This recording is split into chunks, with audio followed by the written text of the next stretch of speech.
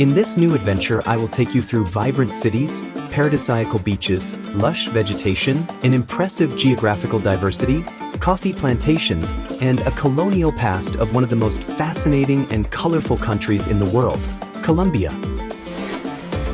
We will explore the wonders of this South American country, starting from its capital Bogotá and its surroundings, with its unique blend of modernity and history. We will then continue on to the crystal-clear waters of San Andrés and Providencia, two islands in the middle of the Caribbean Sea. From there we will fly to Medellin, the city of eternal spring, known for its mild year-round climate and its urban innovation. In the surrounding region, we will visit Santa Fé de Antioquia, one of Colombia's oldest colonial towns, and Guatapé, famous for El Peñol, a massive rock monolith that offers a panoramic view of the lake below from its summit. We won't miss a visit to the coffee region, famous for its plantations, breathtaking landscapes, and charming little towns. And finally, as we stroll through the historic center of Cartagena de Indias, one of the best preserved in the country, we'll lose track of time while reliving its colonial past.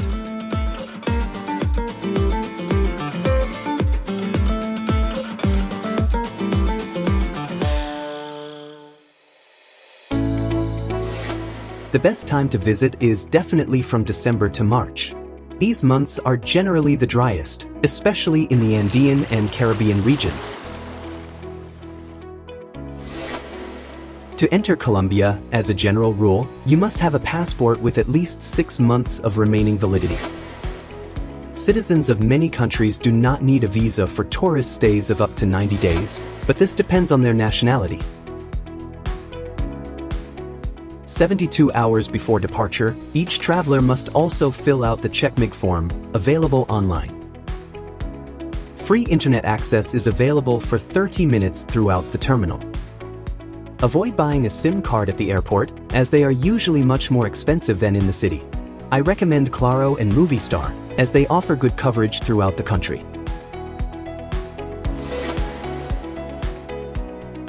Metro and buses are available in the main cities, but in my opinion, using ride-sharing apps like Uber and Cabify is the safest, most convenient, and quite affordable option. Fares are set at the time of booking, which helps avoid any surprises at the end. Plus, payment is made directly through the app using the credit card linked to your account.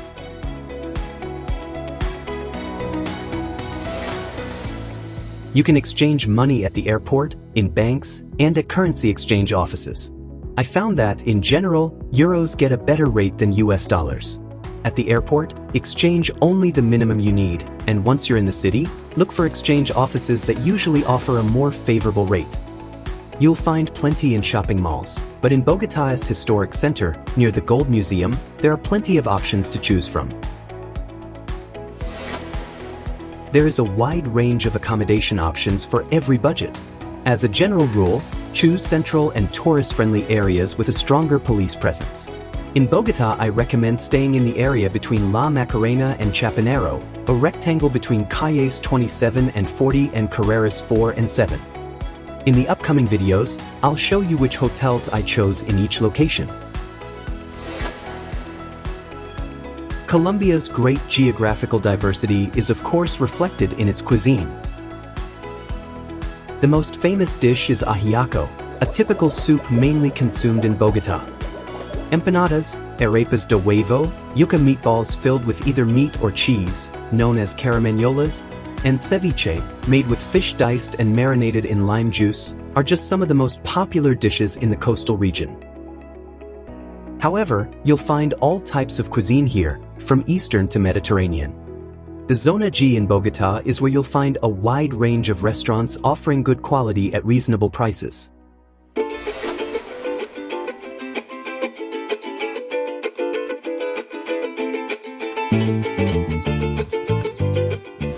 Our adventure begins in the capital Bogotá, a city that blends modernity and history in a unique way. As you stroll through the La Candelaria district, you'll be able to admire the charming colonial buildings, the Casa de Nariño, where the President of Colombia officially resides, and visit the Gold Museum, which houses the largest collection of pre-Columbian artifacts. Don't forget to take a trip to Montserrat, a sanctuary located 3,152 meters above sea level, where you can enjoy a breathtaking panoramic view of the city.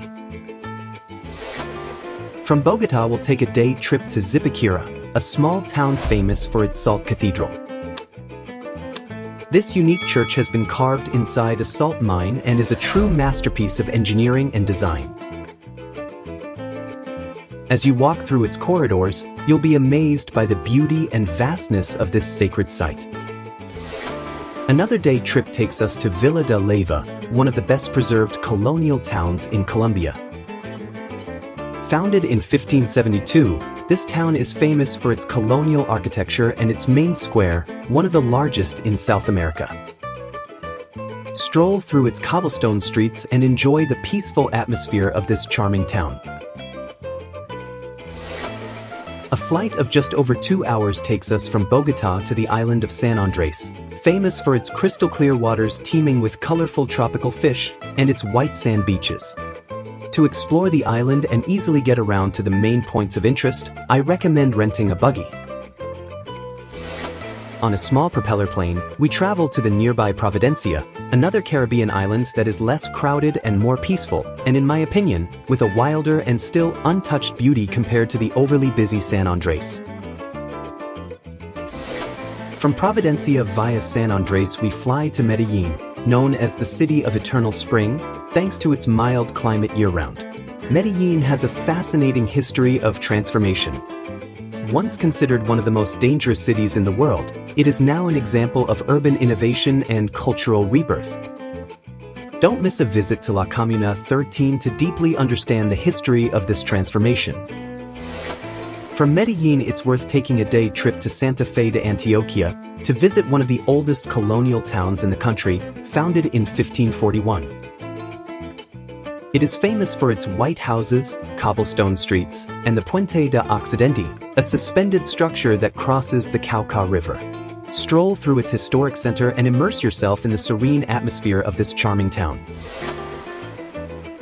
Another must-do day trip is to Guatapé, a town famous for its colorful houses and the monolith El Peño. Climbing the 740 steps to reach the top might be a bit exhausting, but you'll be rewarded with a spectacular panoramic view at the top. Stroll through its streets and admire the zócalos, colorful bas-reliefs on the facades of the houses, which tell the story of this picturesque little town.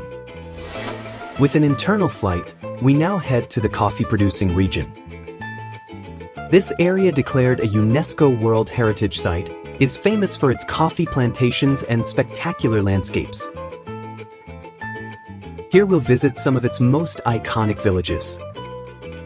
From Salento, a picturesque colonial village, we'll take a trip to the Valle de Cacra, famous for its towering Syroxylon quindiwense palms, the national symbol of Colombia. Taste freshly roasted beans and discover why Colombian coffee is considered one of the best in the world.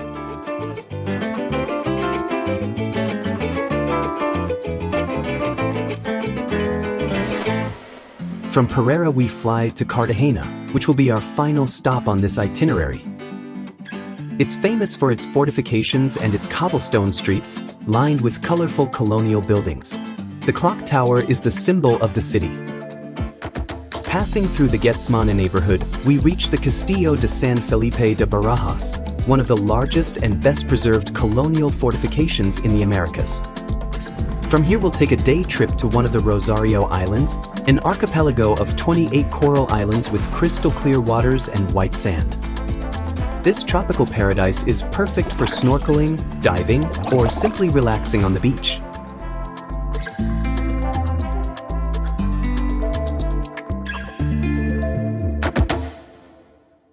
If you like this video, please subscribe to my channel and activate the notification bell so you won't miss my further videos. Please give it a thumbs up as well. It will be the best reward for my work.